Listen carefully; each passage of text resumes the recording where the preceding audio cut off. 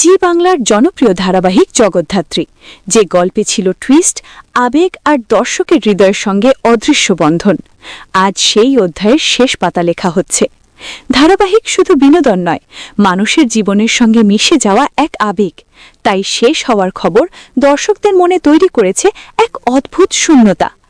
৬ December Ankita Mallick শেষবারের মতো ক্যামেরার সামনে দাঁড়ালেন জগদ্ধাত্রী রূপে। শেষ এপিসোডে দর্শকদের সবচেয়ে বড় আশা অঙ্কিতা আর সৌম্যদীপের একসাথে দৃশ্য, যেন শেষ মুহূর্তের হৃদয়ে রেখে যায় এক অবিস্মরণীয় ছাপ। বিদায়ের দুঃখ যেমন আছে, তেমনি আনন্দও আছে অঙ্কিতার নতুন যাত্রার জন্য।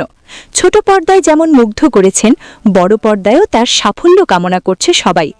জগদ্ধাত্রী কেবল একটি ধারাবাহিক নয়, এটি দর্শকের জীবনের সঙ্গে জড়িত এক আবেগঘন অধ্যায়। শেষ হলেও জগদ্ধাত্রী থেকে যাবে দর্শকের হৃদয়, আর অঙ্কিতা মল্লিকের নতুন যাত্রার জন্য রইল অফুরন্ত শুভকামনা।